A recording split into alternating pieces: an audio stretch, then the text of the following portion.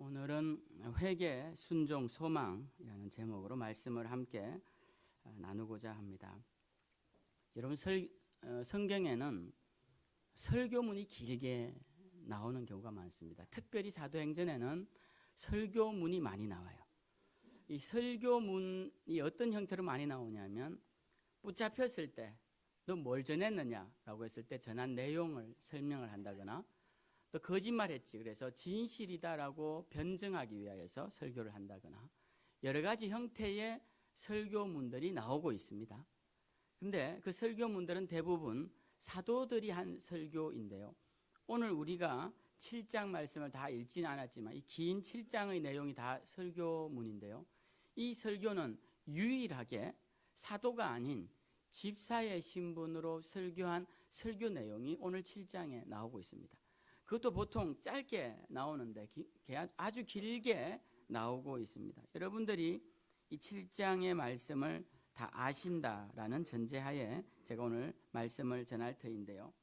이 7장의 내용은 여러분들이 읽어보신 분들은 아시겠지만 또 읽어보시면 금방 알 수 있는 내용이지만 우리가 다 아는 내용들입니다.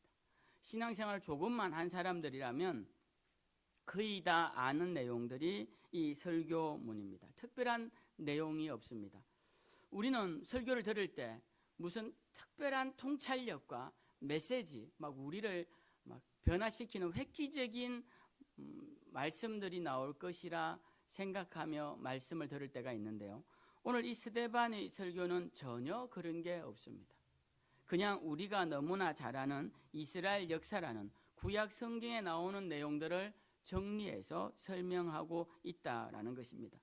그러니 당연히 유대인들도 아는 내용이겠죠. 율법을 외우다시피 하는 유대인들 입장에서는 이 정도 내용을 모르는 유대인들은 아무도 없다고 해도 과언이 아닐 것입니다.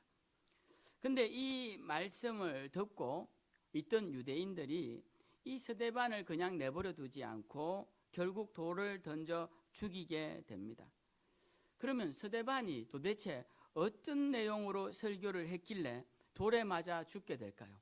누구나도 알만한 평이한 내용을 설교했었는데 그가 이 설교 이면에 담겨진 어떤 메시지가 있었기에 이걸 캐치한 군중들이 스데반을 죽이려고 했고 실제로 죽이게 되었을까요? 여러분 우리가 이 스데반의 설교를 처음부터 가만히 읽어보면 마지막 후반부에 중요한 이 설교의 메시지가 담겨져 나오는데요. 그 내용은 바로 책망의 말씀입니다. 책망의 말씀.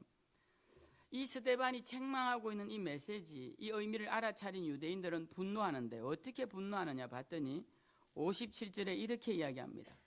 그들이 큰 소리를 지르며 길을 막고 일제히 그에게 달려들더라 라고 되어 있습니다. 지금 이 모습이 굉장히 화가 난 모습이죠. 이 한 사람이 그냥 소리를 지르면서 눈을 막 부라리면서 길을 막고 막 미친 듯이 달려오면 사람 한 명이 다가와도 무서울 것입니다. 근데 지금 이 설교를 들은 유대인 회중들이 이 군중들이 모두가 다 소리를 질렀으니 그 소리가 어마어마하게 컸을 것이고 길을 막고 달려드는 모습이 마치 폭풍처럼 자기에게 몰려옴을 느꼈을 것입니다. 이렇게 사람들이 흥분하면서 분노하면서 왔던 이유가 무엇이냐? 그것은 바로 스데반의 설교의 핵심이 바로 그들의 죄를 책망하는 내용이었기 때문에 그렇다라는 것입니다. 회개하라는 메시지였던 것이죠. 오늘 스데반 설교의 결론 부분 뒷부분을 보면요. 스데반이 이렇게 설교를 합니다. 51절에 목이 곧고 마음과 귀에 할례를 받지 못한 사람들아 너희도 너희 조상과 같이 항상 성령을 거스르는도다 라고 책망을 하고 있습니다. 스데반은 이 유대인들 향하여서 뭐라고 말하느냐면 목이 곧고 마음과 귀에 할례를 받지 못한 사람들아 빨리 회개하고 주님께로 돌아오라 라고 책망을 합니다. 근데 이 이야기를 들었던 사람들이 도리어 스데반을 죽이려고 달려들었다라는 것이죠. 근데 여러분 만약 우리가 지금 2000년 전 이 스데반의 설교의 현장에 가 있다면 여러분 어떻게 할 것 같습니까? 이 말을 듣고 회개해야 되겠구나. 그리고 여기 있는 사람들도 다 회개해야 된다라고 동의하지 않겠습니까? 스데반을 죽이려는 사람들을 말릴 것입니다. 이 사람은 죄가 없습니다. 여러분 이렇게 하면 이 죄가 여러분과 여러분의 자녀들에게 임할 것입니다. 지금이라도 멈추십시오라고 우리는 말하겠죠. 왜? 우리는 이 일의 결과를 알고 있으니까. 2000년 전으로 돌아간다면. 근데 여러분 가만히 생각해 보십시오. 오늘날 우리가 이 말씀을 바라보는 이 시점에서 우리는 이 말씀에 해당되지 않는지를 한번 생각해 봐야 합니다. 우리를 향해서도 이 스데반은 지금 2000년이 지난 우리에게 목이 곧고 마음과 귀에 할례를 받지 못한 자의 후손들아, 여전히 너희가 목이 곧구나라고 지금 책망하지 않겠느냐 한번 생각해 봐야 된다는 것이죠. 여러분 이 말씀이 전해지던 2000년 전 이 스데반 시대에는 설교의 내용이 그 당시 2000년 전 이야기였습니다. 아브라함 시대였으니까. 그러니까 지금 우리가 오늘날 이 설교를 봤을 때 지금으로부터 2000년 전이죠. 그러니까 그 시대 사람들도 2000년 전 이야기를 들은 것이고 오늘 우리도 지금 2000년 전 이야기를 듣는 것입니다. 똑같이 2000년이라는 똑같은 시간의 간격 앞에서 우리는 다른 태도로 이 설교를 받겠느냐라는 것이죠. 그들은 분노함으로써 소리를 지르며 아니라라고 부인하며 달려갔는데 우리는 그러면 지금 이 설교 앞에서 하나님 우리도 아닙니다라고 말하고 있지는 않은가? 정말 스데반의 설교 앞에서 나는 목이 곧은 사람이요 귀와 마음에 할례 받지 못한 자입니다 라며 회개함으로 나아가는지 우리가 돌아보아야 한다라는 것입니다. 목이 곧다라는 표현은요 우리가 교만하다 이렇게 생각하기 쉬운데 성경적으로 이 목이 곧다라는 의미는 자기 욕심과 고집으로 가득 차서 하나님의 말씀을 전혀 순종하려 들지 않는 태도라고 할 수 있습니다. 그러니까 목이 곧다라는 것은 그냥 교만하게 이렇게 있다는 의미가 아니라 아무리 말을 해도 듣지 않는 상태를 말하는 것이에요. 아무리 이렇게 하자고 해도 앞에서는 그럴듯하게 대답해 놓고 또 가서 자기의 길을 가는 사람, 이런 사람을 목이 곧다고 합니다.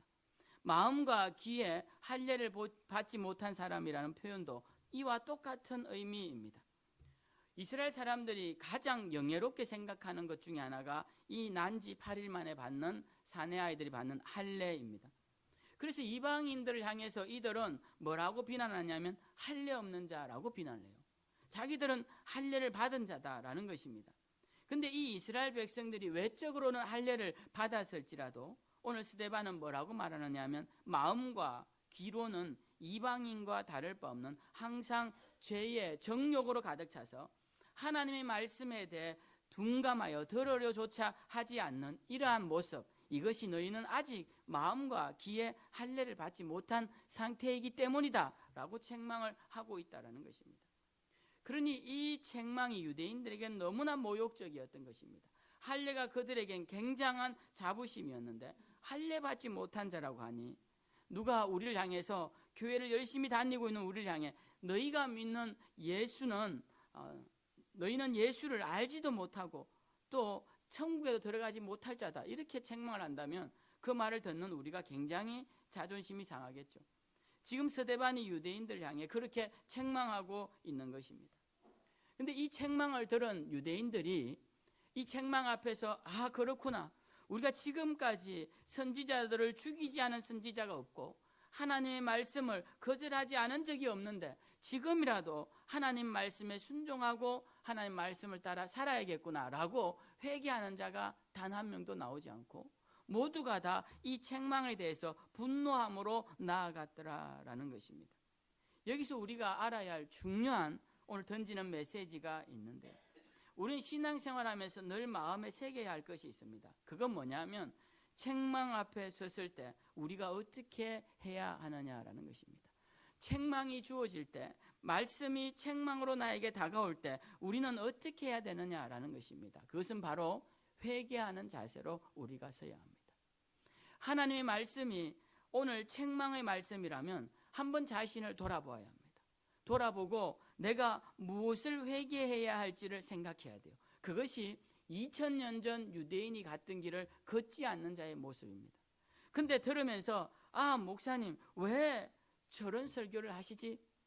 라고 하는 마음이 든다면 여러분 한번 생각해 봐야 돼요. 우리도 지금 2000년 전 유대인과 같은 길을 걸어가고 있을 수도 있다는 겁니다.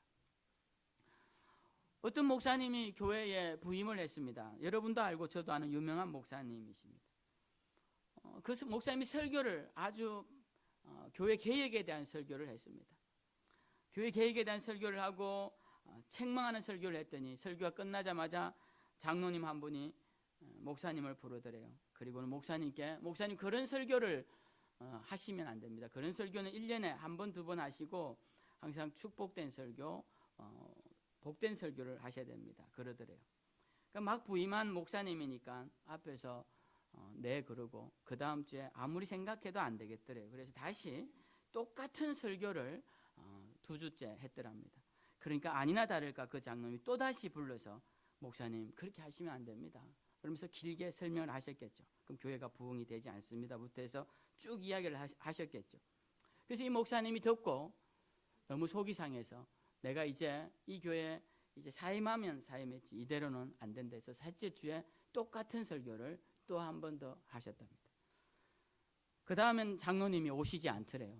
그리고 그 목사님이 교회를 개혁해 나가고 건강한 교회로 변화시켜 나가는 것을 이제 나가게 되었다라는 이야기를 들은 적이 있습니다. 여러분 우리가 설교가 주어지고 책망의 설교가 들리면 우리 어떤 생각을 하냐면 저 연약한 지체가 저 설교 듣고 시험 당하면 어떡하지? 여러분 그런 걱정하실 필요가 없습니다. 설교는 누구에게 하는 겁니까? 나에게 하는 겁니다. 설교는 지금 옆에 앉아 계신 남편을 위해 제가 준비한 설교가 아니에요. 여러분의 옆에 계신 아내를 위해 설교를 준비한 게 아닙니다. 여러분의 구역에 연약한 지체를 위해 설교를 준비한 게 아니에요. 여러분 자신을 위해 지금 설교가 준비된 겁니다. 누가? 하나님이 저를 통하여 준비하신 설교다라는 것입니다. 제가 찬양을 준비 이렇게 하면요, 찬양을 이렇게 준비하기 사실은 뭐 쉽지 않습니다. 설교에 맞는 찬양을 또 준비해야 되니까 설교문도 어느 정도 나와야 되고 또 어떤 찬양이 또 잘 부를 수 있을까 고민을 하다가 찬양을 딱 선정을 하면 찬양을 부르다 보면 예배 시간에 하나님이 이 찬양을 왜 부르라고 하시는지 그 의미를 알 때가 종종 있습니다. 이렇게 해서 이 찬양을 부르라고 하셨구나. 하나님이 이 찬양을 듣고 싶어 하셨구나. 이런 생각이 들 때가 제가 종종 있습니다. 목회를 하면서. 그러니까 찬양 한 곡도 하나님께서 계획하에 듣고 싶어 하시고 우리가 부르기를 원하시고 불러야 할 찬양을 선곡해 주신다라는 마음을 가질 때 그 찬양을 부르는 태도가 완전히 달라지는 것이죠. 여러분 설교는 어떨까요? 설교도 동일합니다. 오늘 지나오다가 오늘 우리 포항에서 김 장로님 모셨는데 제가 오늘 뭐 장로님 오시리라 생각을 했겠습니까? 모르죠. 그렇지만 하나님께서 오늘 이 설교를 장로님을 위해 준비를 한 설교라는 거예요. 하나님께서 왜 그렇게 준비하셨냐라는 겁니다. 이건 누구를 위한 게 아닙니다. 나는 생명샘 교인이 아니니까 오늘 생명샘 교인 아닌 사람들은 열애가 되는 설교가 아니라는 거예요. 저는 설교를 준비할 때 늘 저 자신을 염두에 두고 설교를 합니다. 이 설교의 대상에서 저를 제외시키지 않습니다. 여러분은 그렇게 혹시 보셨다면 여러분 그렇지 않습니다. 저는 이 설교문의 항상 대상자가 저라고 생각합니다. 그리고 우리 모두가 다 설교의 대상자입니다. 오늘 하나님은 이 설교라는 맛있는 요리를 여러분들이 먹으라고 준비한 것이지 옆집에 누구를 갖다 주라고 준비한 게 아니라는 것이에요. 그러니까 오늘 이 말씀을 들을 때 여러분 누구를 염두에 두실 필요가 없습니다. 이 설교는 저 장로님에게 딱 맞는 설교네. 그렇게 하실 필요가 없어요. 이 설교는 저 집사님에게 딱 맞는 설교네. 그런 설교는 없습니다. 여러분 오늘 여러분을 위해 준비된 설교다라는 것이 오늘 책망의 메시지가 던져지면 그 책망의 메시지는 누구를 위한 게 아닙니다. 바로 나에게 책망하시는 주님의 음성으로 그 설교를 들어야 한다라는 것입니다. 여러분 건강한 교회의 특징이 뭔지 아십니까? 건강한 교회는 책망에 순종하는 교회입니다. 건강하지 못한 교회의 특징이 뭔지 아십니까? 뭐 조금만 한 일이 일어나면 불평과 불만이 저쪽에서 일어납니다. 목사님 큰일 났습니다. 그래서 큰일 난 줄 알고 봤더니 큰일이 아니에요. 제가 이거 아무것도 아닌 일이에요. 근데 보면 막 큰일이 났습니다. 주님 오시면 어떡할 뻔하셨어요. 그게 큰일이면 아무것도 아닌 일이에요. 아무것도 아닌 일. 근데 큰일 났다고 생각합니다. 여러분, 그 건강치 못한 교회예요. 믿음이 연약한 자의 특징이 뭡니까? 작은 일에 놀라는 겁니다. 작은 일에 두려워 떱니다. 큰일 났어요. 집이 온갖 발칵 뒤집어졌어요. 가보면 아무것도 아닌 일. 아무것도 아닌 일. 그러니까 우리가 건강한 교회라는 것이 어떤 것이냐? 책망에 순종할 줄 아는 교회가 건강한 교회입니다. 하나님께서 오늘 책망을 주시면 책망으로. 여러분, 성경에는 축복의 메시지가 많습니까? 책망의 메시지가 많습니까? 책망의 메시지가 3배 이상 많아요. 신명기에는 축복의 메시지보다 더 긴 3배나 긴 책망의 메시지가 나오는데, 이 책망을 얼마나 심하게 하시는지, 너희가 나가도 저주를 받고 들어와도 저주를 받고 너희 자식 때까지 저주를 받고, 너희가 저주의 이야기가 끝도 없이 나옵니다. 굉장히 길게 나옵니다. 그러니까 이 책망의 메시지라는 것은 하나님이 우리를 다루시는 중요한 도구다라는 것입니다. 오늘날 교회 많은 사람들이 세상에서 칭찬은 고래도 춤추게 한다라고 하는데, 전 제가 못 봐서 그런지 모르겠지만 고래가 춤추는 걸 칭찬으로 모든 걸 교육시킬 수 없습니다. 성경은 우리에게 칭찬보다는 초달을 하라고 가르쳐 줍니다. 초달을 하라고. 근데 요즘은 아이들 초달했다가는 신고당해서 경찰서 갑니다. 요즘은 초달, 혹시 제가 이렇게 설교했다고 집에 가서 초달하시어서 모든 책임을 저한테 전가해서 제가 경찰서 붙잡혀가는 일이 없도록 그렇게 해주십시오. 저는 어릴 때 저는 누님 4분의 막내로 자랐기 때문에 사랑을 부족함 없이 받고 자랐습니다. 그래서 어머님이 얼마나 저를 칭찬을 많이 해주셨겠습니까? 근데 칭찬의 내용이 거의 기억이 안 나고요. 제가 기억나는 가장 강렬한 교육 하나는 뭐냐면, 제가 뭘 잘못했는데 방에 문을 잠그시고 밤에 불을 끄시고 회초를 들고 저를 패시는데, 불이 꺼져 있으니까 어디를 맞는지 모르시잖아요. 제대로 보시고 안 아픈 살 있는 쪽을 때리셔야 되는데 뼈도 맞고 막 막으면 팔도 맞고 무자비하게 때리셨던 기억이 제가 기억에 납니다. 그 정도 맞아 죽겠습니까? 지금 생각하면 크게 심하게 맞은 건 아니지만, 그때 불 꺼진 방 안에서 맞았던 그 회초리가 바깥에서 누님 4분이 문고를 잡고 어머니를 말리고 저는 안에서 막 비명을 지르면서 맞았는데, 그 뒤로는 교회 가서 제가 조금이라도 이렇게 장난치다가 어머니가 이렇게 뒤로 살짝 보시면 제가 몸이 그대로 경직됩니다. 절대로 안 움직입니다. 집에 가서 또 맞을 일이 있습니까? 교육의 가장 강력한 교육이 저는 그 기억이었던 것을 기억합니다. 그래서 고등학교 때 육지에 나왔어도 무태 나왔어도 그 교회 혼자 가는 거 쉽지 않습니다. 그 일자리가 혼자서 모르는 교회에 갑니다. 거기 가서 예배드리고 돌아오는 것이죠. 그 어릴 때 어머니에게 심하게 맞았던 그 교육 때문에 저는 그랬던 것 같아요. 여러분, 교육이라는 것에 있어서 가장 중요한 하나는 책망입니다. 제대로 책망하면요, 그 아이에게 분명히 교육이 남습니다. 제가 아들 둘을 키우면서 부모님들과 주변 분들에게 들었던 이야기 중에 하나가, 아들들은 한번 때릴 때 제대로 때려야 된다는 얘기를 제가 들었어요. 설 때리면 얘들이 기어오른다는 거예요. 맞아보니까 별로 안 아프네. 그래서 특히 엄마들한테. 그래서 제가 저 잘 안 그러지만 두 놈 다 한번 세게 한번 때렸습니다. 그 뒤로 제 말 얼마나 잘 듣는지 몰라요. 한 대를 때려도 짝소리 나도록 작아지고 딱딱 때리면 애들이 말을 잘 듣습니다.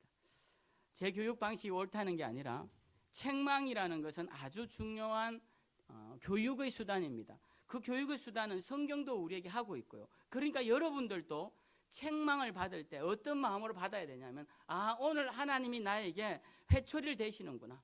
그때 내가 빨리 돌아가야겠구나. 한 대 맞고 돌아오면 한 대 맞는 걸로 끝나지만, 그렇지 않으면 계속적으로 하나님의 회초리가 나를 기다리고 있구나 라고 생각한다면, 우리는 아무리 책망하는 설교 앞에서도 우리의 마음이 불편하지 않습니다.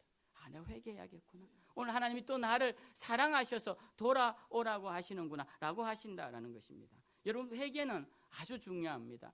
회개는 우리의 마음밭을 부드럽게 합니다. 회개의 마음으로 설교를 듣는 자들은 그 말씀이 그 마음 깊은 곳에 심어지는데요, 회개하지 않고 경직된 마음으로 하나님이 설교를 들으면 아무리 좋은 설교도 들어서 열매 맺지 못합니다. 우리가 곡식을 심을 때 요즘 봄철이라 다 밭을 갈죠.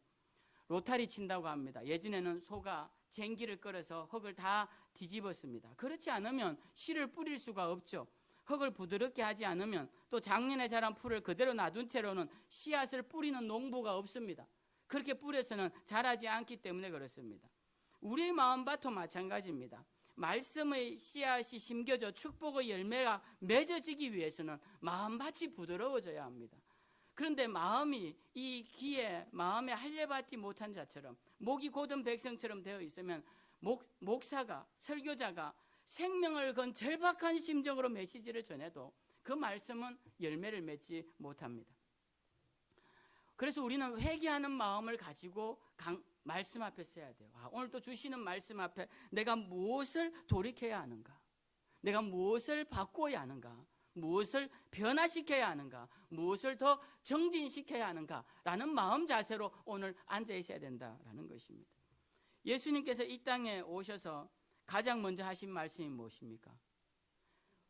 회개하라라는 말씀이셨어요. 우리에게 행동을 요구하는 유일한 말씀이 회개하라였습니다. 왜? 천국이 가까이 왔기 때문에. 이걸 다른 말로 하면 천국에 들어가려면 너희가 회개하라라는 것이에요. 회개하지 않으면 천국에 갈 수 없기에 주님은 회개하라고 우리에게 말씀하셨어요. 신앙의 가장 우선 단계가 뭘까요? 회개입니다. 죄에 대한 돌이킴 없이, 잘못을 시인하고 돌이키는 행위 없이, 내가 아직도 엄밀하게 엄란하게 하나님 몰래, 사람 몰래, 내 가정 몰래, 내 자녀들 모르게, 내 배우자 모르게 짓고 있는 죄를 두고서도 하나님 앞에 나와서 은혜를 누리고자 한다. 그건 아닙니다. 그건 어불성설이죠. 성경은 우리에게 회개하라고 말씀합니다. 죄에 대해서 돌이키고, 그것은 잘못을 시인하고 그 죄를 짓지 말라는 거예요. 죄를 가지고 있으면 마음밭이 부드러워지지 않습니다. 마음밭에 있는 더러운 것들을 골라내고, 돌을 골라내고 그 다음 부드러워지는 것이죠. 부드러워지지 않은 마음밭에는 아무리 많은 씨, 아무리 좋은 씨가 떨어져도 열매를 맺을 수가 없습니다. 그렇기 때문에 우리는 회개해야 합니다. 여러분, 죄를 책망하는 설교가 주어지면, 오늘 스데반처럼 목이 곧은 사람들아 라고 한다면 내 목이 곧지 않은가 돌아볼 수 있는 자들이 되어야 한다는 것입니다. 우리는 유대인들처럼 소리를 지르며 스데반을 향해 달려가지 말고, 하나님의 말씀이 떨어질 때 소리를 지르며 나 자신의 죄에 대해 통회하며 하나님께 나아가는 자들이 되어야 할 것입니다. 그것이 우리가 사는 길이요, 우리 속에 천국을 경험하는 길이요, 축복과 은혜의 역사를 이루는 길임을 잊지 마시길 주님의 이름으로 축원드립니다. 두 번째 중요한 스데반의 메시지는, 말씀이라는 것은 우리에게 읽으라고 주신 것이 아니라 순종하라고 주신 것이다라는 사실을 던져주고 있습니다. 오늘 말씀 53절에 보면, 우리 53절을 함께 읽어볼까요? 자, 시작. 너희 천사가 전한 율법을 받고도 지키지 아니하였도다 아니라. 천사가 전한 율법을 받고 뭘 했다고 되어 있습니까? 지키지 아니하였다. 여러분, 율법을 받고 말씀을 듣고 하는 것까지는 누구나 다 하는 겁니다. 저도 어릴 때부터, 아마 걸어 다닐 때쯤부터 교회 와서 설교를 듣고 말씀을 들었을 것입니다. 초등학교 때부터 성경 퀴즈 대회 나가야 된다고 해서 퀴즈집 이렇게 두꺼운 걸 어릴 때부터 공부하고 외워서 성경 말씀은 어릴 때부터 잘 알았습니다. 잘 알면 뭐합니까? 잘 들으면 뭐합니까? 실현하지 않고 실행하지 않는다면 여러분들은 초등학교 때 저의 신앙과 다를 바가 없는 것입니다. 말씀이라는 것은 외우라고 주신 게 아니에요. 달달달 읽으라고 주신 게 아닙니다. 말씀은 한 번을 읽어도 됩니다. 그래서 여러분, 말씀을 깊이 아는 사람들은 성경 몇 번 읽었냐고 안 물어요. 성경을 몇 번 읽는 게 중요한 게 아니기 때문에 그렇습니다. 성경을 100번 읽어도 그 사람의 삶이 한 번 읽은 사람만큼의 삶만큼도 안 된다면 부끄러운 일이죠. 부끄러운 일입니다. 성경은 우리가 읽으라고 주어진 게 아니라 읽고 행하라고 주어진 것이다 라고 오늘 스데반이 분명하게 유대인들에게 가르쳐줘요. 이 말씀은 너희는 듣기는 듣되 외우기는 외우되 손목과 미간에 붙여서 서로 잘 확인은 잘하지만 왜 그 말씀대로 행하지는 않느냐라고 책망하고 있는 말씀이다라는 것입니다.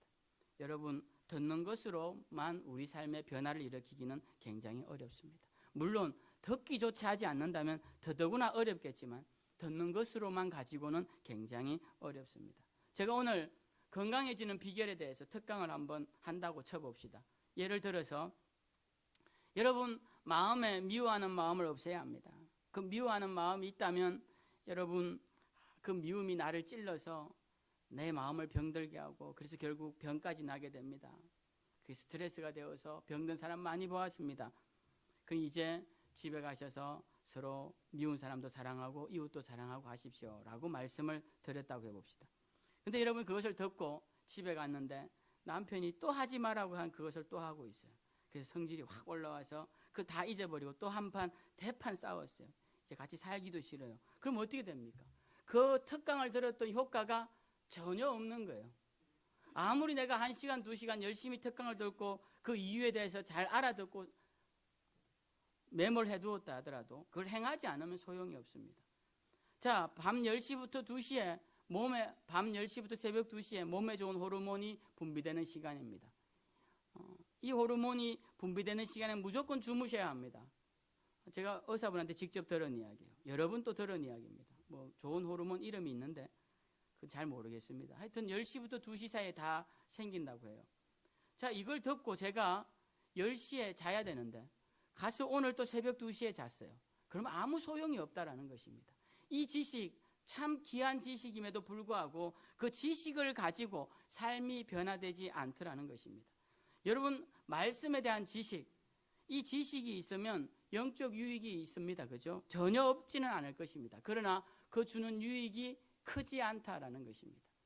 제가 고등학교 때도 성경 퀴즈 대회에 붙잡혀 나간 적이 있습니다. 공부해야 할 때인데.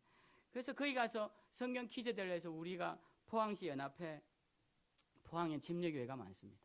그래서 이제 교회 연합회끼리 퀴즈 대회를 했는데 우리 교회는 아주 작은 교회였어요. 그동안 퀴즈 대회 나갈 사람이 없었는데 제가 고등학교 때 이제 거기 갔으니까 네가 한번 나가라 해서 나가서 열심히 또 해갖고 1등을 했습니다. 1등을 해서 축구공을 선물을 받고 뭐 했더니 목사님이 너무너무 좋아하시는 거예요. 자, 이 지식이 아무리 있어본들 제가 그 지식 가지고 삶에 적용하지 않으면 아무 소용이 없는 것이죠. 그것은 축구공만한 유익을 준 것입니다. 저의 성경 지식이 축구공만한 유익을 준 것이. 여러분 지식으로만 있을 때는 영적 유익이 크지 않습니다. 영적 축복의 전 단계까지밖에 못 갑니다. 이것을 토대로 우리가 실행할 때는 이 말씀이 능력이 되어 우리를 변화시키고 우리를 축복의 길로 인도한다라는 것이에요. 우리가 아까 찬양 제가 들으면서도 오늘 설교문 생각했는데 주님이 손잡고 계시잖아요. 주님이 손잡고 계시니까 염려하지 말라고 지금 열심히 찬양하셨잖아요. 그런데 찬양하신 분들이 가서 집에 가서 어려운 일이 생겼어. 근심하는 거야. 어떻게 하면 좋아요, 목사님? 큰일 났어요. 그럼 찬양이 다 헛것이라는 거예요. 입술로만 부른 것이고 아무 소용없는 것이에요. 그걸 들은 우리도 아멘으로 했지만 제가 아까도 들으면서 주여 저 믿게 해주십시오. 정말 주님 제 손 붙잡고 있다는 걸 제가 확신하게 해주십시오. 설교할 때도 확신하고 목회할 때도 확신하고 정말 삶 가운데도 확신하며 그렇게 나아가게 해주십시오. 여러분 그러한 믿음이 있을 때 그때 그 믿음의 능력이 나타나는 것이지 그냥 아는 것으로만 끝나서는 안 된다라는 것입니다. 주님이 이렇게 말씀하시죠. 내일 일을 염려하지 마라. 내일 일은 누가 염려한다고? 내일이 염려합니다. 성경에 그렇게 되어 있죠. 내일 일은 내일이 염려하는 겁니다. 여러분 굳이 내일이 염려할 것을 내일로 만들어서 염려하실 필요가 없는 거죠. 왜? 주님이 염려하지 말라고 하셨어요. 근데 우리가 이 말씀을 듣고도 염려하고 있다면 이건 지식에 불과한 것이에요. 그것도 쓸모없는 지식에 불과한 것입니다. 파도 앞에서 두려워하는 제자들에게 두려워하지 말라. 내가 너와 함께 하고 있지 않느냐라고 말씀하셨음에도 불구하고 파도가 조금 일고 배가 조금 흔들린다고 해서 두려워하고 있다면 이 말씀은 그냥 지식적으로 우리에게 주는 유익밖에 없다라는 겁니다. 실제적인 내 삶에 아무런 의미가 없는 것이죠. 주님께서 우리에게 하나님을 예배하되 영과 진리로 예배드려라 라고 하셨는데도 불구하고 우리가 예배하는 일에 있어서 전혀 무관심해요. 세상 일이 우선이고 예배가 내 삶의 중심이 돼야 되는데 여러분 예배가요 주일 성수하는 게 얼마나 어려운지 모릅니다. 저도 어릴 때부터 교회를 다니면서 정말 주일 성수하기 너무 어려워요. 왜냐하면 애들이 꼭 놀면 주일날 놀아요.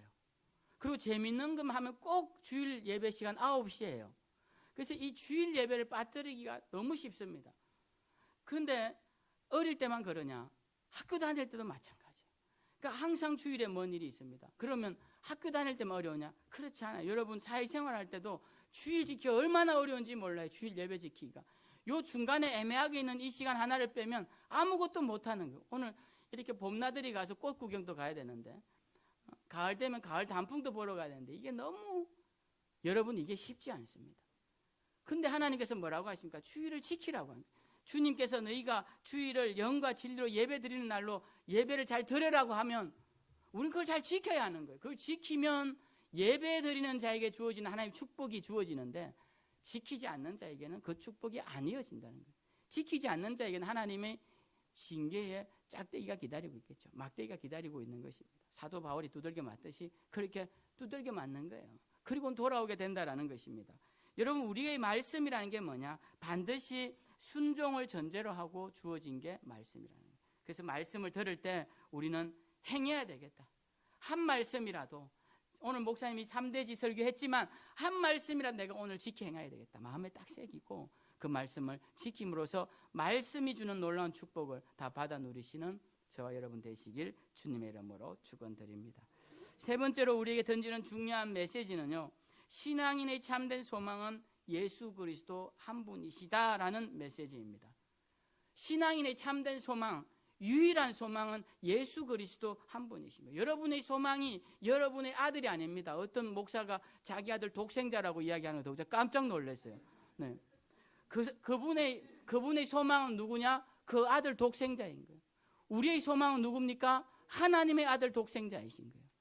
여러분, 우리는 예수 그리스도 한 분이 소망이 돼야 됩니다. 살다 보면 저도 그렇게 될까 두렵지도 한데, 나이가 많이 들다 보면 자식이 우상이 될 때가 있겠죠.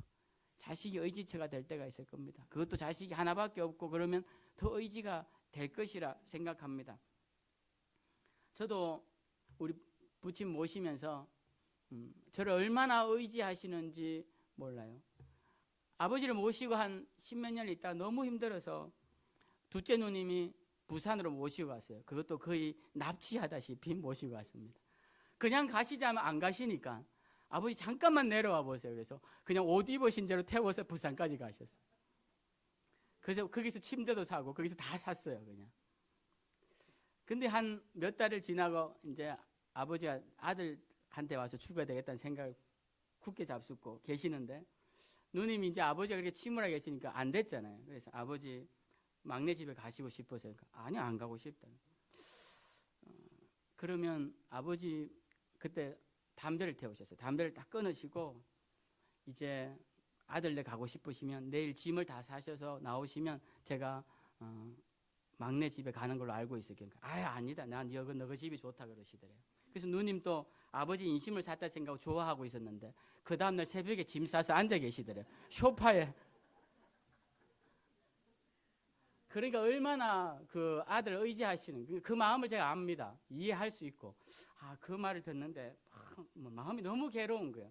그래서 몇 번 그런 일이 있었어요. 그래서 할 수 없이 가서 모시고 왔습니다. 그리고 모시고 와서 오셔서 하신 말씀이, 돈 95만 원을 주시면서, 야 95만 원인데 이거 내 죽을 때 장례비 써라 그러시더라고요. 오시자마자, 짐 풀자마자. 그래서 그래요. 그리고 아버지하고 두세 세는데 75만 원이야. 그래서 이제 그거 가지고, 물론 제가 잘 썼지만, 그 아버지가 그 뒤로 몇 년 있다 가셔가지고 잘 썼지만, 아들을 의지하는 부모의 마음을 보면서 누구라도 그렇게 될 수 있겠구나 생각은 합니다. 인지상정이고. 그렇지만 우리가 조금이라도 힘이 있고 지성이 남아있을 때, 내가 어떤 상황이 되어도 나는 우리 주 예수 그리스도만 봐야지 하고 다짐하며 살아간다면, 아마 의식이 점점 약해지고 몸이 정말 약해지시더라도 저는 그 주님을 향한 소망 가운데 살아갈 수 있을 것이라 생각합니다. 오늘 스데반을 보십시오. 그는 마지막 죽기 전에 누구를 봅니까? 오늘 55절에 이렇게 말씀합니다. 스데반이 성령 충만하여 하늘을 우러러 주목하여 하나님의 영광과 및 예수께서 하나님 우편에 서신 것을 보더라라는 거예요. 그렇게 하나님의 영광과 예수께서 하나님 우편에 서신 것이라고 이렇게 두 분을 본 것 같이 이야기하지만, 56절에 보면 이렇게 말하고 있습니다. 말하되, 스데반이 이렇게 보고 말하되 이렇게 말해요. 보라, 하늘이 열리고 인자가 하나님 우편에 서신 것을 보노라. 누구를 봅니까? 예수를 본 거예요. 이 하나님 우편에 서 계신 예수 그리스도를 마지막까지 봤다라는 것입니다. 이 스데반은 죽기 직전까지도 예수 그리스도를 봤다라는 것이죠. 여러분, 우리의 신앙이 뭡니까? 우리 신앙의 결국은요, 예수 그리스도를 바라보는 거예요. 우리 신앙이 나는 내 부인하고 행복하게 잘 살았어, 그게 내 신앙의 결론이 되면 안 됩니다. 나는 내 남편하고 너무 행복하게 일생을 잘 살아서, 그게 우리 신앙인의 마지막 모습이 되면 안 된다라는 거예요. 우리의 신앙의 모습은 나는 예수만 보고 살아와서 그 예수만 보고 살아가면 여러분 다 책임져 주십니다. 전 그렇게 믿어요. 여러분도 그렇게 믿으십시오. 우리 그리스도인들은 사람도 물질도 권력도 명성도 재능도 소망이 될 수 없습니다. 여러분이 물질이 소망인지 아닌지를 판별할 수 있는 방법이 있어요. 물질이 많았다가 없어진 사람이 생명이 끝난 것처럼 살아가는 사람들, 이 사람들은 물질이 소망이었던 겁니다. 그러니까 내가 무엇이 소망인지를 우리는 알 수가 있어요. 여러분, 주님을 소망으로 삼는 사람은 물질이 아무리 많다가 사라져도 절망하지 않습니다. 아무리 사랑하는 사람이 떠나가도 절망하지 않습니다. 아무리 높은 자리에 있다가 나락으로 추락해도 절망하지 않습니다. 수많은 사람이 환호하다가 비난해도 절망하지 않아요. 왜? 원래부터 우리의 소망은 그것들이 아니었기 때문에 그런 거예요. 우리의 소망은 오직 주님이 되어야 합니다. 우리 주님만 소망이라는 이 사실, 이 명제가 기독교의 가장 중요한 명제입니다. 아무쪼록 여기 모인 우리 모두는 사나 죽으나 예수 그리스도 그 존귀한 이름 위에 살아갔던 이 믿음의 선진들을 본받아서 오늘도 주님 맡기신 사명 힘을 다해 마치시고 요단강을 건너가서 주의 손을 붙잡고 그때 나의 주님 내가 주님 곁에 섰습니다, 이런 찬양의 고백으로 주님께 영광 돌리시는 저와 여러분들 다 되시기를 주님의 이름으로 축원드립니다.